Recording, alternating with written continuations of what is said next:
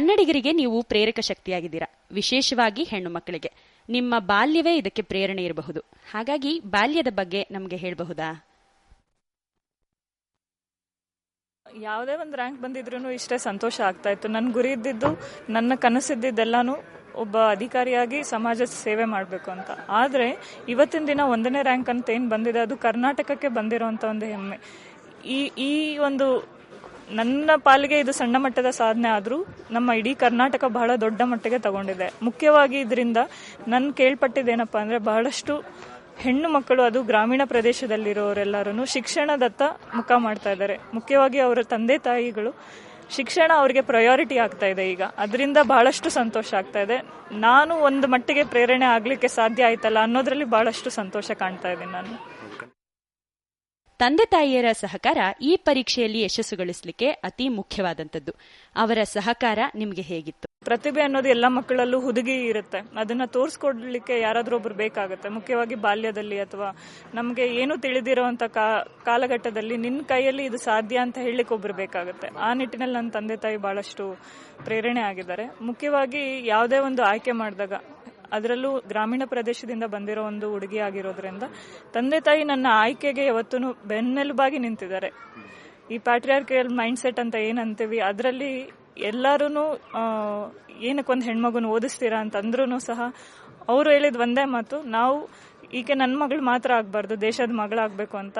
ಏಳು ಬೀಳಿನಲ್ಲಿ ಕೂಡ 4 ವರ್ಷದ ಕಂಪ್ಲೀಟ್ ಜರ್ನಿಯಲ್ಲಿ ನನ್ನ ಜೊತೆ ನಿಂತಿದ್ದಾರೆ. ಹಾಗಾಗಿ ಎಲ್ಲ ತಂದೆ ತಾಯಿಗಳು ನಾನು ಏನು ಕೇಳ್ಕೊಳ್ಳಿಕ್ಕೆ ಇಷ್ಟಪಡ್ತೀನಿ ಅಂದ್ರೆ, ಮಕ್ಕಳಿಗೆ ಯಾವುದೇ ರೀತಿ ಒತ್ತಡ ಹಾಕಬೇಡಿ. ಅವರ ಆಯ್ಕೆ ಏನಿದೆ, ಯಾವುದೇ ಒಂದು ಫೀಲ್ಡನ್ನು ಅವರನ್ನ ಆಯ್ಕೆ ಮಾಡ್ಕೊಂಡ್ರೆ ಆ ಫೀಲ್ಡಲ್ಲಿ ಪ್ರೋತ್ಸಾಹ ಮಾಡಿ, ಅವ್ರ ಬೆನ್ನೆಲುಬಾಗಿ ನಿಲ್ಲಿ. ಸೋಲಲ್ಲಿ ಕೈ ಹಿಡಿದು ನಿಂತ್ಕೊಳ್ಳಿ. ಮುಖ್ಯವಾಗಿ ಗೆದ್ದಾಗ ನಿಂತ್ಕೊಳ್ಳೋಕ್ಕಿಂತ ಸೋಲಲ್ಲಿ ಕೈ ಹಿಡಿದು ನಿಂತ್ಕೊಳ್ಳಿ. ಅವ್ರ ಸಾಧನೆ ಅವ್ರು ಖಂಡಿತ ಮಾಡೇ ಮಾಡ್ತಾರೆ ಅಂತ. ಗ್ರಾಮೀಣ ಪ್ರತಿಭೆಯಾಗಿ ಮಹಿಳೆಯಾಗಲಿ ಶಿಕ್ಷಕರ ಪಾತ್ರ ಏನು? ಕಬೀರರೇ ಹೇಳಿರೋ ಹಾಗೆ, ಗುರು ಗೋವಿಂದ ದೋನೋ ಕಡೆ ಕಾಕೆ ಲಾಗು ಪಾಯಿ, ಬಲಿಹಾರಿ ಗುರು ಜೋ ಹೇ ಜೋ ಗೋವಿಂದಿಯೋ ಬತಾಯಿ. ಗೋವಿಂದನನ್ನ ತೋರಿಸ್ಕೊಡೋ ಅಂತ ಶಕ್ತಿ ಇರೋದು ಗುರುಗಳಿಗೆ ಮಾತ್ರ. ಅಂತ ಗುರುಗಳು ಪಡೆದಿದ್ದು ನಾನೇ ಧನ್ಯ. ಸೊ ಹಾಗಾಗಿ ಎಲ್ಲರಿಗೂ ಚಿರಋಣಿ. ಸೋಲು ಸದಾ ಬೆನ್ನಟ್ಟುತ್ತಿದೆ ಅಂತ ಎದೆಗುಂದಿದವರಿಗೆ ನಿಮ್ಮ ಸಲಹೆ ಸೂಚನೆ ಏನು? ಏನಕ್ಕೆ ಸೋಲಾಯಿತು ಅಂತ ಮುಖ್ಯವಾಗಿ ಅವಲೋಕನ ಮಾಡಬೇಕು. ಸೋಲಿಂದ ಕಲಿತಾಗ ಗೆಲುವು ಖಂಡಿತವಾಗ್ಲೂ ಮುಂದೆ ಇದ್ದೇ ಇರುತ್ತೆ. ಫೇಲ್ ಅಂದ್ರೆ ಫಸ್ಟ್ ಅಟೆಂಪ್ಟ್ ಇನ್ ಲರ್ನಿಂಗ್ ಅಂತ. ಸೊ ಆ ಅಟೆಂಪ್ಟ್ ಲರ್ನಿಂಗ್ ಎಕ್ಸ್ಪೀರಿಯನ್ಸ್ ಮಾಡಬೇಕು, ಕಲಿಕೆಯ ಒಂದು ಎಕ್ಸ್ಪೀರಿಯನ್ಸ್ ಮಾಡಬೇಕು ನಾವು ಸೋಲಲ್ಲಿ. ಆವಾಗ ಖಂಡಿತ ಗೆಲುವು ಸಿಗುತ್ತೆ. ಸೋಲಿಲ್ಲ ಅಂದ್ರೆ ಕಲಿಕೆ ಇಲ್ಲ ಅಂದ್ರೆ ಗೆಲುವಿಲ್ಲ. ಬಾಲ್ಯದಲ್ಲಿ ಸಾಕ್ಷರತಾ ಅಭಿಯಾನದಲ್ಲಿ ಭಾಗವಹಿಸಿದ್ದು, ಕೋಲಾರದಿಂದ ಬೆಂಗಳೂರಿಗೆ ಕಾಲೇಜು ದಿನಗಳಲ್ಲಿ ನಿತ್ಯ ಬಸ್ನಲ್ಲಿ ಪ್ರಯಾಣಿಸುತ್ತಿದ್ದುದು, ಇವೆಲ್ಲವೂ ಕೂಡ ನಿಮ್ಮ ವ್ಯಕ್ತಿತ್ವದಲ್ಲಿ ನಾಗರಿಕ ಸೇವಾ ಆಸಕ್ತಿಯನ್ನ ಹುಟ್ಟುಹಾಕ್ತು. ಇದರ ಕುರಿತು ಒಂದೆರಡು ಮಾತುಗಳನ್ನ ಹೇಳಬಹುದಾ? ಮುಖ್ಯವಾಗಿ ನಾನು ಹೇಳೋದು, ಸಮಾಜನೇ ನನ್ನ ಈ ಒಂದು ಗುರಿಗೆ ಪ್ರೇರಣೆ ಅಂತ. ಸಮಾಜದಲ್ಲಿ ಏನು ನಾವು ನೋಡ್ತೀವಿ ಚಿತ್ರಣ, ಅದು ನಮ್ಮ ಮನಸ್ಸಲ್ಲಿ ಗಾಢವಾದ ಪರಿಣಾಮ ಬೀರುತ್ತೆ. ಮುಖ್ಯವಾಗಿ ಬಾಲ್ಯದ ಜೀವನದಲ್ಲಿ ಹಾಗೂ ಯೌವನಾವಸ್ಥೆಯಲ್ಲಿದ್ದಾಗ. ನಾವು ಯೌವನಾವಸ್ಥೆಯಲ್ಲಿದ್ದಾಗ ಏನಂತೀವಿ, ಸಾಕಷ್ಟು ಕನಸುಗಳು ಕಾಣ್ತೀವಿ. ಈ ಥರ ಮಾಡಬೇಕು, ಆ ಥರ ಮಾಡಬೇಕು, ಒಂದು ಸುಂದರ ಸಮಾಜದ ಪರಿಕಲ್ಪನೆ ಮೂಡುವಂಥದ್ದೇ ಆ ಸಮಯದಲ್ಲಿ, ಒಂದು ವ್ಯಕ್ತಿತ್ವ ರೂಪುಗೊಳ್ಳೋದೇ ಆ ಸಮಯದಲ್ಲಿ ನಾನು ಬಹಳಷ್ಟು ಅದೃಷ್ಟಶಾಲಿ. ಯಾಕೆ ಅಂತ ಅಂತೀನಿ ಅಂದರೆ, ಹಳ್ಳಿಗಾಡಿನ ಪ್ರತಿಯೊಂದು ಪರಿಸ್ಥಿತಿನೂ ನನಗೆ ಬಾಲ್ಯದಿಂದನೇ ಸಿಕ್ತು. ಹಾಗಾಗಿ ನನಗೆ ಹೊರಗಡೆ ಕೃತಕವಾಗಿ ಬೇಕಾಗಿರುವಂಥ ಸ್ಫೂರ್ತಿ ಅವಶ್ಯಕತೆ ಇರಲಿಲ್ಲ. ತಾನೇ ಸಿಕ್ಕಿದ್ದು ನಾನು ಬಹಳ ಅದೃಷ್ಟಶಾಲಿ ಅನ್ಕೋತೀನಿ.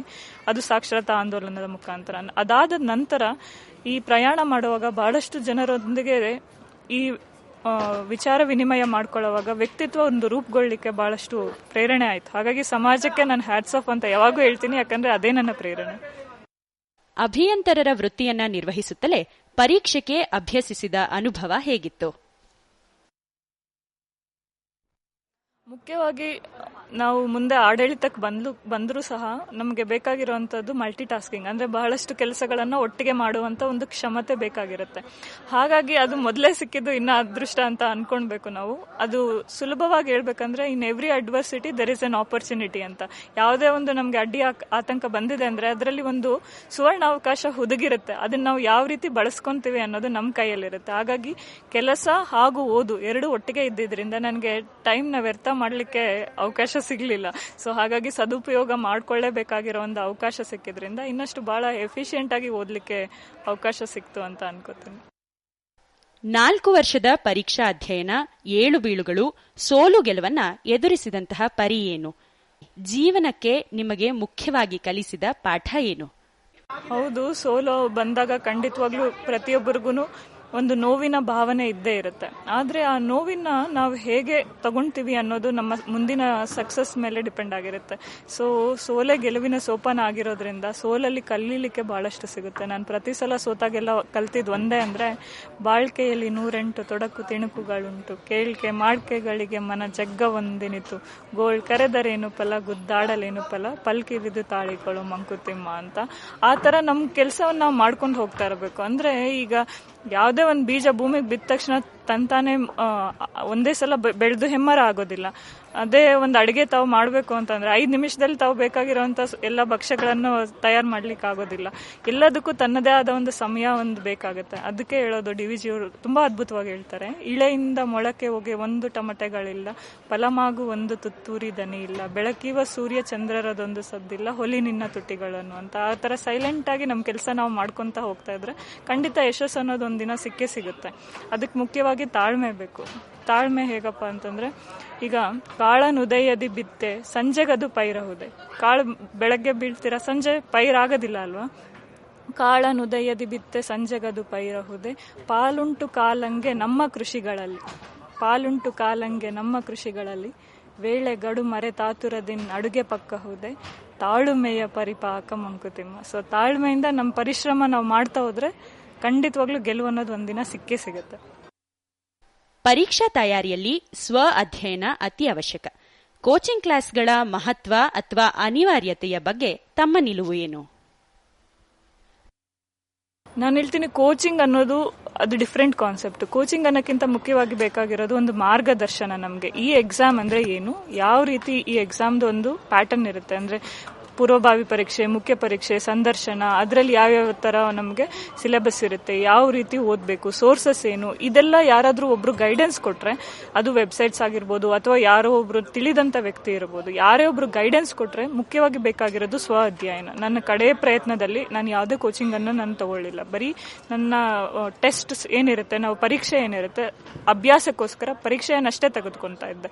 ಸೊ ಹಾಗಾಗಿ ಸ್ವ ಅಧ್ಯಯನ ಬಹಳಷ್ಟು ಮುಖ್ಯವಾಗುತ್ತೆ. ಅದಕ್ಕೆ ಜೊತೆಗೆ ಸೂಕ್ತ ರೀತಿಯಾದ ಒಂದು ಮಾರ್ಗದರ್ಶನ ಬೇಕಾಗುತ್ತೆ. ಅದಷ್ಟೇ ನಾನು ಹೇಳಲಿಕ್ಕೆ ಇಷ್ಟ. ಬರವಣಿಗೆಯಲ್ಲಿ ನೈಪುಣ್ಯತೆಯನ್ನ ಸಾಧಿಸುವುದು ನಾಗರಿಕ ಸೇವಾ ಪರೀಕ್ಷೆಯಲ್ಲಿ ಉತ್ತೀರ್ಣರಾಗಲು ಎಷ್ಟು ಮುಖ್ಯ? ಈ ಒಂದು ಪರೀಕ್ಷೆ ಇರೋದೇ ಈ ತರ ಒಂದು ಅದ್ಭುತವಾಗಿ ಕ್ರಾಫ್ಟ್ ಮಾಡಿದ್ದಾರೆ. ಇದು ಒಂಥರ ಶಿಲ್ಪಿ ರೀತಿ ಕೆತ್ತನೆ. ಏನಂದ್ರೆ ಪೂರ್ವಭಾವಿ ಪರೀಕ್ಷೆಯಲ್ಲಿ ಬರೀ ನಿಖರತೆ, ಅಂದ್ರೆ ನೀವು ಟಿಕ್ ಮಾಡಿ ಬರ್ತೀರಾ, ಆಪ್ಷನ್ಸ್ ಅಲ್ಲೇ ಇರುತ್ತೆ, ಉತ್ತರ ಅಲ್ಲೇ ಇರುತ್ತೆ, ತಾವು ಸೆಲೆಕ್ಟ್ ಮಾಡಬೇಕು ಅಷ್ಟೇ. ಹಾಗಾಗಿ ಅಲ್ಲಿ ಬೇಕಾಗಿರೋದು ನಿಖರತೆ. ಅಲ್ಲಿ ಪ್ರಾಕ್ಟೀಸ್ ನಾವು ಮಾಡಿದ್ರೆ ಸಾಧ್ಯ ಆಗುತ್ತೆ. ಆದ್ರೆ ಮುಖ್ಯ ಪರೀಕ್ಷೆಯಲ್ಲಿ ಬೇಕಾಗಿರೋ ಒಂದು ಬರವಣಿಗೆ ಒಂದು ಶೈಲಿ, ತಮಗೆ ತಿಳಿದಿರುವ ಅಷ್ಟು ವಿಷಯವನ್ನ ಹೇಗೆ ತಾವು ಅಭಿವ್ಯಕ್ತಿ ಮಾಡ್ತೀರಾ, ಇರುವಂತ ಸಣ್ಣ ಕಾಲಾವಕಾಶದಲ್ಲಿ, ಮತ್ತೆ ಇವಾಗ ಜಾಗ ಅವಕಾಶದಲ್ಲಿ, ಸ್ಥಳ ಕೂಡ ನಿರ್ಧಾರ ಮಾಡಿಬಿಟ್ಟಿರ್ತಾರೆ, ಇಷ್ಟು ಪ್ರಶ್ನೆಗೆ ಇಷ್ಟೇ ಸ್ಥಳ. ಸೊ ಕಾಲ ಮತ್ತು ಸ್ಥಳ ಮೊದಲೇ ಪೂರ್ವ ನಿರ್ಧರಿತ ಆಗಿರೋದ್ರಿಂದ ನಾವು ಬಹಳಷ್ಟು ಬರವಣಿಗೆ ಪ್ರಾಕ್ಟೀಸ್ ಮೊದಲೇ ಮಾಡಿಕೊಂಡ್ರೆ ಖಂಡಿತವಾಗ್ಲೂ ಎಕ್ಸಾಮ್ನಲ್ಲಿ ಏಳು ಬೀಳು ಇರೋದಿಲ್ಲ. ಯಾವುದೇ ಕ್ವಶನ್ ಗೊತ್ತಿದ್ರೂ ಬಿಟ್ಟು ಬರುವಂತ ಪ್ರಮೇಯ ಆಗೋದಿಲ್ಲ. ನಾನು ಅದೇ ಕಲ್ತಿದ್ದೆ. ನಾನು 2ನೇ ಬಾರಿ ಇಂಡಿಯನ್ ರೆವಿನ್ಯೂ ಸರ್ವಿಸ್ಗೆ ಆಯ್ಕೆ ಆದಾಗ ನನಗೆ ಒಂದು ಕೊರತೆ ಏನಪ್ಪಾ ಇತ್ತು ಅಂದ್ರೆ, ನಾನು ಎಲ್ಲಾ ವಿಷಯಗಳನ್ನು ತಿಳ್ಕೊಂಡು ಓದಿದ್ರು ಸಹ ಇರುವಂತ ಕಾಲಾವಕಾಶದಲ್ಲಿ ಎಲ್ಲಾ ಪ್ರಶ್ನೆಗಳು ಮುಗಿಸ್ಲಿಕ್ಕೆ ಆಗಿರ್ಲಿಲ್ಲ. ಕಾರಣ ಬರವಣಿಗೆ ಒಂದು ಕೊರತೆ. ಹಾಗಾಗಿ ಮುಖ್ಯ ಪರೀಕ್ಷೆಯಲ್ಲಿ ಬಹಳಷ್ಟು 300 ಮಾರ್ಕ್ಸ್ನ 3 ಅವರಲ್ಲಿ ಬರಿಬೇಕು ಅಂತಂದ್ರೆ 250 ಮಾರ್ಕ್ಸ್ನ ಬಹಳಷ್ಟು ರೈಟಿಂಗ್ ಪ್ರಾಕ್ಟೀಸ್ ಬೇಕಾಗುತ್ತೆ, ಒಂದು ಸುಂದರ ಶೈಲಿಯಲ್ಲಿ ಬರೀಲಿಕ್ಕೆ. ಇನ್ನು ಮುಖ್ಯ ಪರೀಕ್ಷೆ ಆದ ನಂತರ ಸಂದರ್ಶನ ಇರುತ್ತೆ. ಸಂದರ್ಶನದಲ್ಲಿ ಅವರೆಲ್ಲ ಪ್ರಶ್ನೆ ಏನಪ್ಪಾ ಅಂದ್ರೆ, ಮುಖ್ಯವಾಗಿ ಅಲ್ಲಿ ನೋಡೋದೇನಂದ್ರೆ ನಮ್ಮ ವ್ಯಕ್ತಿತ್ವವನ್ನು. ಈ ವ್ಯಕ್ತಿ ಅಧಿಕಾರಿಯಾಗಿ ನಾವು ತೆಗೆದುಕೊಂಡ್ರೆ ಸೂಕ್ತವಾದ ಒಂದು ಆಡಳಿತ ನಿಭಾಯಿಸಕ್ಕೆ ಅರ್ಹತೆ ಇದೆಯಾ ಅಂತ ಅಷ್ಟೇ ನೋಡ್ತಾರೆ. ಸೊ ಆ ವ್ಯಕ್ತಿತ್ವಕ್ಕೆ ಮುಖ್ಯವಾಗಿ ಬೇಕಾಗಿರುವಂಥದ್ದು ಇಂಟಿಗ್ರಿಟಿ ಮತ್ತು ಹಾನೆಸ್ಟಿ ಹಾಗೂ ಪಬ್ಲಿಕ್ ಸರ್ವಿಸ್ ಓರಿಯೆಂಟೆಡ್ ಒಂದು ಮೈಂಡ್ ಸೆಟ್ ಇದ್ರೆ, ಸೊ ಅದನ್ನಷ್ಟೇ ಅವರು ಟೆಸ್ಟ್ ಮಾಡೋದ್ರಿಂದ ಒಂದು ಮೊದಲಿಂದ ನಾವು ಸಮಾಜಮುಖಿಯಾದ ಒಂದು ವ್ಯಕ್ತಿತ್ವನ ಬೆಳೆಸ್ಕೊಂಡ್ರೆ ಅದು ಬಹಳಷ್ಟು ಸುಲಭವಾಗಿ ಆಗುತ್ತೆ. ನಾಗರಿಕ ಸೇವಾ ಪರೀಕ್ಷೆಯ ಫಲಿತಾಂಶದಲ್ಲಿ ಅದೃಷ್ಟದ ಪಾತ್ರವಿದೆ ಅಂತ ಹೇಳ್ತಾರೆ. ಇದನ್ನ ನೀವು ಒಪ್ತೀರಾ? ನಾನು ಹೇಳ್ತೀನಿ, ಖಂಡಿತವಾಗ್ಲೂ ಅದೃಷ್ಟ ಅನ್ನೋದು ಒಂದು ಸ್ವಲ್ಪ ಇರ್ಬೋದು ಅಂತ ಅನ್ಕೊಂತೀನಿ. ಯಾಕಂದ್ರೆ ನಮ್ಮ ಕೈಯಲ್ಲಿ ಇಲ್ಲದೆ ಇರೋಂಥ ಕೆಲವೊಂದು ಫ್ಯಾಕ್ಟರ್ಸ್ ಇರುತ್ತೆ. ಕೆಲವೊಂದು ಅಂದ್ರೆ ಈಗ ನನ್ನ ವಿಷಯದಲ್ಲೇ ಹೇಳೋದಾದ್ರೆ, 3ನೇ ಪ್ರಯತ್ನದಲ್ಲಿ ಎಲ್ಲವನ್ನು ತಯಾರು ಮಾಡಿಕೊಂಡು ಎಕ್ಸಾಮ್ ಬರೀಲಿಕ್ಕೆ ಹೋದಾಗ ಆರೋಗ್ಯ ಹದಗೆಟ್ಟು ಡೆಂಗ್ಯೂ ಆಯ್ತು ಎಕ್ಸಾಮ್ ಟೈಮ್. ಸೊ ಇವನ್ನೆಲ್ಲಾನು ತಾವು ಹೇಗೆ ನಿಭಾಯಿಸ್ತೀರಾ? ತಮ್ಮ ಕೈಯಲ್ಲಿ ಇಲ್ಲದೆ ಇರೋಂಥ ಇನ್ನೂ ಕೆಲವು ಹಲವಾರು ಇರ್ಬೋದು ಏನಾದ್ರೂ. ಈ ಅಡೆತಡೆಗಳನ್ನೆಲ್ಲ ಹೇಗೆ ನಿಭಾಯಿಸ್ತೀರಾ? ತಮ್ಮ ಕೈಯಲ್ಲಿ ಇಲ್ಲದೆ ಇರೋಂಥ ಒಂದು ಶಕ್ತಿಗಳನ್ನೆಲ್ಲ ಹೇಗೆ ತಾವು ಓವರ್ಕಮ್ ಮಾಡ್ತೀರಾ? ಇದರಲ್ಲೆಲ್ಲೋ ಒಂದು ಸ್ವಲ್ಪ ಅದೃಷ್ಟ ಖಂಡಿತವಾಗ್ಲೂ ಇದ್ದೇ ಇದೆ ಅಂತ ಅನ್ಕೊಂತೀನಿ. ನಿಮ್ಮ ಗೆಲುವಿನಲ್ಲಿ ತಂದೆ ತಾಯಿ, ಹಿತೈಷಿಗಳು ಮತ್ತು ಸ್ನೇಹಿತರ ಪಾತ್ರದ ಬಗ್ಗೆ ಹೇಳಬಹುದಾ? ಹೌದು, ಈ ವಿಷಯ ನಾನು ಅಂದ್ರೆ ಪೋಷಕರಿಗೆ ಎಲ್ಲ ಪ್ರೇರಣೆ ಆಗಲಿ ಅಂತ ಅಷ್ಟೇ ನಾನು ಹೇಳ್ತಾ ಇದ್ದೀನಿ. ನಮ್ಮ ತಂದೆ ತಾಯಿ ಬಗ್ಗೆ ವಿಷಯ ನಾನು ಯಾವತ್ತು ನಾನು ನಿರ್ಧಾರ ಮಾಡಿದೆ ಈ ಒಂದು ಕ್ಷೇತ್ರಕ್ಕೆ ಬರಬೇಕು ಅಂತ, ಅವತ್ತೇ ಅವರು ನನ್ನ ಜೊತೆಗೆ ಸಂಪೂರ್ಣ ಬೆಂಬಲವನ್ನು ಕೊಟ್ಟು, ಏನೇ ಏಳು ಬೀಳು ಬರಲಿ, ನಿನ್ನ ಗುರಿ ಸೇರುವ ತನಕ ನಾವು ನಿನಗೆ ಬೆನ್ನೆಲುಬಾಗಿ ನಿಲ್ತೀವಿ ಅಂತ ಸಂಪೂರ್ಣ ಪರಿವಾರ, ತಂದೆ ತಾಯಿ ಹಾಗೂ ನನ್ನ ತಮ್ಮ ಒಟ್ಟಿಗೆ ನಿಂತಿದ್ದಾರೆ. ಅದ್ರ ಜೊತೆಗೆ ಗೆಳೆಯರು, ಈ ಹಿತೈಷಿಗಳು ಬಹಳಷ್ಟು ಜನ ನಿಂತಿದ್ದಾರೆ. ನನಗೆ ಎಲ್ಲರಿಗೂ ಧನ್ಯವಾದ ಹೇಳಲಿಕ್ಕೆ ಇಷ್ಟಪಡ್ತೀನಿ. ಇದರಿಂದ ಏನಪ್ಪ ನಾನು ಹೇಳಕ್ಕೆ ಅಂದ್ರೆ, ಪೋಷಕರು ಮಕ್ಕಳ ಆಯ್ಕೆಯನ್ನ ದಯವಿಟ್ಟು ಅವರಿಗೆ ಗೌರವಿಸಿ ಅಂತ ಹೇಳಲಿಕ್ಕೆ ಇಷ್ಟಪಡ್ತೀನಿ. ಯಾಕಂದ್ರೆ ಮಕ್ಕಳ ಮೇಲೆ ತಮಗೆ ಏನು ಕನಸುಗಳಿದೆಯೋ ಇರ್ಲಿ, ಖಂಡಿತ ತಾವು ಕನಸು ಕಾಣ್ತೀರಾ, ಆದ್ರೆ ಅವರಿಗೂ ಒಂದು ಗುರಿ ಇರುತ್ತೆ, ಅವ್ರಿಗೂ ಒಂದು ಆಸೆ ಇರುತ್ತೆ. ಅದು ಏನು ಗುರಿ ಅಂತ ಅವರಿಗೆ ನಿರ್ಧಾರ ಮಾಡಿಕೊಂಡಾಗ ಮಕ್ಕಳು ಆ ಗುರಿ, ಅದು ಸ್ಪೋರ್ಟ್ಸ್ ಆಗಿರ್ಬೋದು, ಕ್ರೀಡೆ ಇರ್ಬೋದು, ಸಂಗೀತ, ಸಾಹಿತ್ಯ, ಕಲೆ, ಕ್ಷೇತ್ರ, ಯಾವುದೇ ಒಂದು ಫೀಲ್ಡಲ್ಲಿ ಮಕ್ಕಳು ಮುಂದೆ ಬರಬೇಕು ಅಂತ ಡಿಸೈಡ್ ಮಾಡಿದಾಗ ಅದಕ್ಕೆ ತಾವು ಬೆನ್ನೆಲುಬಾಗಿ ನಿಲ್ಲಿ, ಅದನ್ನ ಗೌರವಿಸಿ. ಮುಖ್ಯವಾಗಿ ಸೋತಾಗ ಅವ್ರ ಕೈ ಹಿಡೀರಿ. ಎಲ್ಲರೂ ಕೈ ಬಿಟ್ಟಾಗ ತಾವ ನಿಲ್ಲೇಬೇಕಾಗತ್ತೆ ಆ ಸಮಯದಲ್ಲಿ.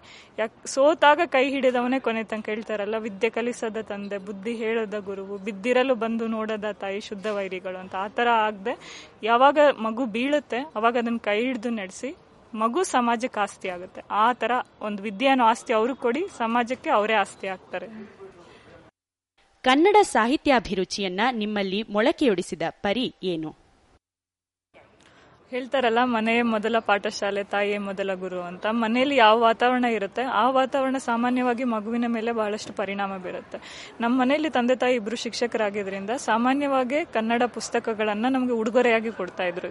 ಎಲ್ಲೇ ಒಂದು ನಮ್ಗೆ ಈಗ ಹುಟ್ಟುಹಬ್ಬ ಎಲ್ಲ ಯಾವ ತರ ಖುಷಿ ಆಚರಣೆ ಅಂದ್ರೆ ಒಂದು ಹೊಸ ಪುಸ್ತಕ ಕೊಡ್ಸೋದು, ನೀನು ಏನಾದ್ರೂ ಈ ತರ ಚೆನ್ನಾಗಿ ಓದಿದ್ರೆ ನಿನ್ಗೊಂದು ಹೊಸ ಪುಸ್ತಕ ಕೊಡಿಸ್ತೀನಿ, ಇವೇ ನಮ್ಗೆ ಆಮಿಷಗಳು ಇದ್ದಿದ್ದು ಚಿಕ್ಕ ವಯಸ್ಸಿನಲ್ಲಿ.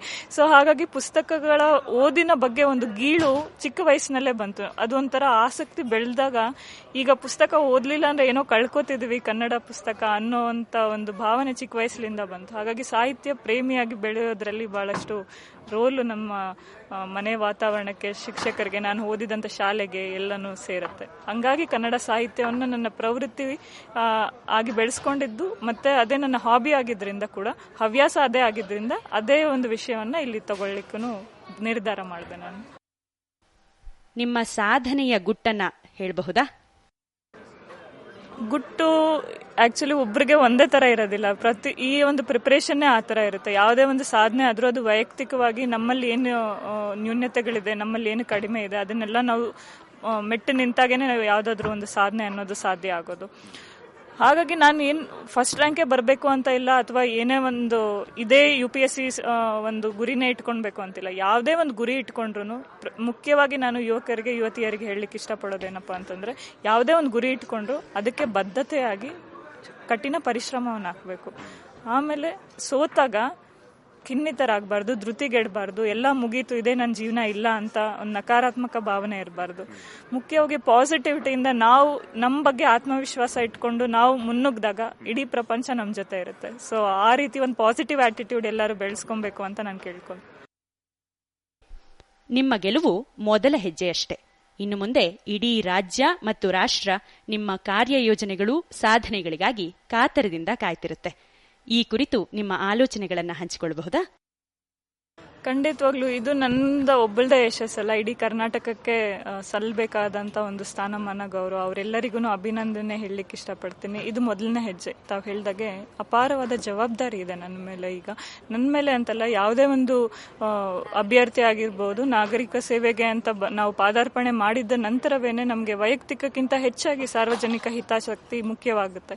ಹಾಗಾಗಿ ಆ ನಿಟ್ಟಿನಲ್ಲಿ ಬಹಳಷ್ಟು ಜವಾಬ್ದಾರಿ ಮುಂದೆ ಇದೆ, ಬಹಳಷ್ಟು ಕನಸುಗಳು, ಯೋಜನೆಗಳು ಇದೆ. ಅದೆಲ್ಲದಕ್ಕೂ ತಮ್ಮ ಆಶೀರ್ವಾದ, ಪ್ರೀತಿ ಇದೇ ರೀತಿ ಇರಲಿ ಅಂತ ಕೇಳ್ಕೊತೀನಿ.